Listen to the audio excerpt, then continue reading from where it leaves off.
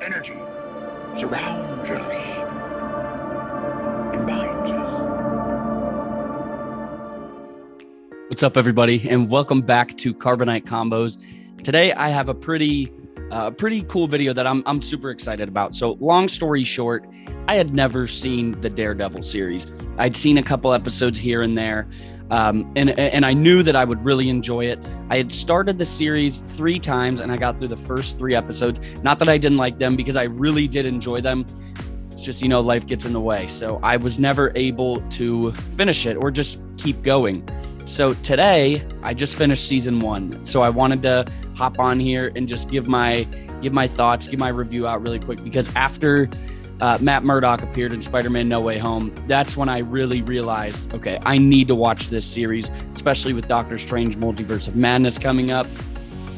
There's just so much potential to see these characters moving forward. So I knew I had to get on it and get on it quick, because it's off of Netflix in just 7 days. So I've flown through the first season in about 2 or 3 days. And they're long episodes. And if you've seen it, you know that. But if you haven't, they are long episodes, but they are so worth it. So I have 7 days to finish 26 more episodes. So I need to put in 26 hours to finish this series. But I had to stop. I had to take about 15 minutes to talk about season 1, but I don't even know where to begin. It was an incredible ride from start to finish so far. Seeing just all these characters' backstories, how they've fleshed out, and how it ended in season 1 with Fisk getting arrested, Nelson and Murdock back up and running. Karen, she has her stuff going on. I thoroughly enjoyed it. There were a couple parts. I'll get to some of the things that made me a little sad first, and then, I'll finish off on a high note. I think the thing that made me the most sad this entire season was, and don't forget, this is spoiler heavy. So if you haven't watched it, I don't want to ruin it for you. But thank you for tuning in. My saddest part was when Kingpin, Wilson Fisk, when he killed Ben Urich in his apartment, when he strangled him. I really liked Ben Urich as a reporter, as a character, and just as a human. It sounded like he just wanted the truth to be told. And it sounds like he's put his life at risk many times. And, unfortunately, this was the one that got to him. So right when he started writing his story for the computer, and I saw Fisk's face in the background, there was just something inside me telling me that this would be the last few minutes that we spent with Ben, and it was. So that part was very, very sad. Mrs. Cardena's death was super sad as well. Everybody that gave their life for Fisk's cause unknowingly, that's what kind of stuck with me in the negative way, is just realizing that, this could be going on in the real world. And I'm sure it is on some level, and to see these people pay for it with their lives, it was very sad. Having said that, I think one awesome thing to look at this series is there's always people that are looking to help, like Karen, Foggy, Ben, obviously Matt Murdock himself as well. There's always hope, and I think that's where the true human nature comes out, is as people, for the most part, we want to do good. So when we see something like this happening with what Wilson Fisk, and that just with what everybody was doing, there were people that knew about it and knew that it needed to stop, and they couldn't be paid to not move forward with it. I was surprised that it took so long for him to get his suit, but I'm just glad we got it in the first season. I thought it would, at a certain point, I kind of thought, well, maybe he gets it. Maybe we get a really quick hint at the suit, and then we get it in season 2. But no, we got the full suit. We've seen it. I'm excited to see it in a little bit brighter light, because you don't see it too much, but it is on screen for a couple minutes, but it looks awesome so far. So the suit's great. The show as a whole is freaking incredible. I'd have to say my favorite character so far, I'd have to go with, it's cliche, but I'd have to go with Matt Murdock. The way I think something that really sticks out about this show, aside from just being about Matt Murdock, is the spirituality aspect of it, with Catholicism, even, Christianity, because Fisk brought in the story about the Bible with the Good Samaritan. And that one really stuck with me, because Fisk said that this whole time he thought that he was the Samaritan, but instead he's the ill intent that the travelers wished on this neighbor of theirs.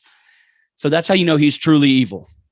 And I think before that point, we didn't really know, because he had been through a lot. He had to kill his father. He had to watch his father just abuse and tear apart his mom.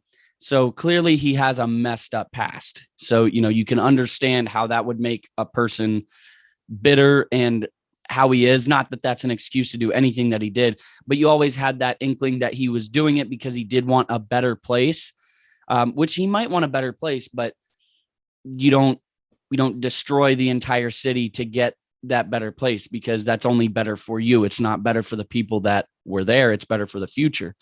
So you have to find a way to make the two coincide, where everybody in it gets that better life, not just the people of the future. So with how much Matt struggles with spirituality and what he thinks is what he thinks he'll pay for in the end with his soul, in terms of, I assume, going to hell, doing what he does, trying to decide whether he can take someone's life or not, because up till this point, he hasn't taken anybody's life, which is refreshing to see. It's like a lot of that's kind of what separates a vigilante and a hero, I think. One of the things. So to see him struggle with this and still make the right decision so far, I think that says a lot about Matt as a person, not just as a vigilante and a hero. So I really like that about the character. A couple questions I have. I'm wondering when it's going to come out. Well, I wonder when Karen's going to find out that he's Daredevil. I figured it would happen in the last episode after, the events of that episode, but it didn't. So I'm just waiting for her to find out. Other than that, I'm very anxious to see when her secret comes out about her shooting Wesley, because that's clearly eating away at her. And she's the only person that knows about it that's still alive, that it was her. So I think not only is she worried that they will come after her, but I think she doesn't know how to deal with what she's done. So I think it's going to be really interesting when that comes out. Other than that, I love Foggy. At first I was kind of, the acting kind of struck me as a little cliche, and I don't know, for lack of a better term, cliche, but I really like the way that he ended up, because he's another one of those good natured humans that just wants to do right. And I think regardless of any other aspect, like, that makes a character incredible. So seeing him and Matt partner up again and everything kind of be wrapped neat and tidy with a bow, I am excited about that, but it just makes you wonder, what will that main conflict be moving forward? So, I'm going to start watching season 2 right after this episode, right after this video, but I really just wanted to come on and give my thoughts. So overall, I think my main favorite part is just the spirituality, because if you know me pretty well on the channel, you know that I'm a very spiritual person. My faith is a big part of who I am. So seeing that kind of shown in something that I really love, which is Star Wars and Marvel, seeing that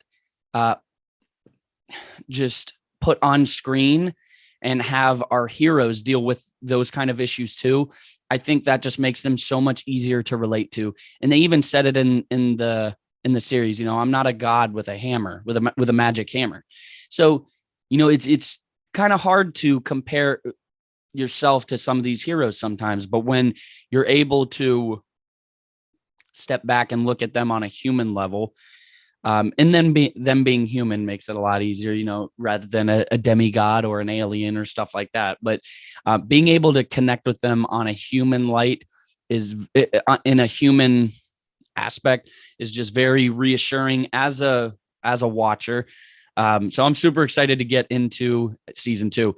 It wouldn't be Carbonite Convos if we didn't bring a pop into it. Now, a really, really quick story. Years ago, when I first started collecting, and I'll try to fly through this because I really appreciate you staying in for so long. Years ago, when I first started collecting Marvel pops, I bought 6 random pops. It was a mystery box where you get 6 random pops, and I got Daredevil, and I displayed it in the collection for a bit, but about 5 months ago, I did a big purge of my collection where I got a table at a Comic-Con and sold a lot. And then I found someone at a local mall that wanted to buy the rest off of me. But the night before, I sold the rest of the pops off for a very good price, which I was super excited about. I sat there and I took one box of pops that I was selling, but I wanted to sell them myself to see if I could get, a decent amount.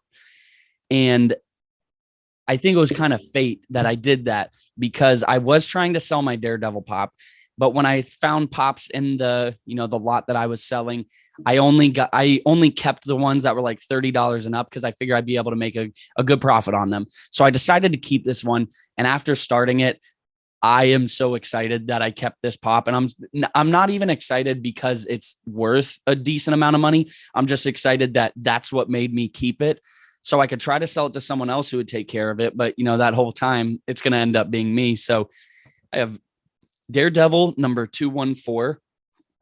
So I am, I think the last I checked, this is worth like $45. So I am super excited to get this back up in the collection again. I think I'm going to put him with Spider-Man because that seems like the best option at this point. But here he is. So there's the Daredevil number 214 Funko Pop. So definitely an awesome pop that I'm super glad I have now. I never was able to appreciate it a lot, but now after having, gotten enthralled in the show, I'm super excited. So I will be back after season 2. Hopefully it's in the next couple days, and I'm just praying that I'm able to finish this series before it's taken off of Netflix. So you can come back for my season 2 review. I can't promise you when it'll be, but it has to be this week. So, thank you for tuning into this one. And I would appreciate it if you come back for that one too. And let me know your thoughts in the comments, what you thought of the series as a whole. No spoilers, because I'm just super excited to have another new show. But yeah, let me know what you thought of the series as a whole, what you think of, some of my thoughts on it. And we can talk about it. But until the season 2 review, may the force be with you. Remember, the force will be with you. Always.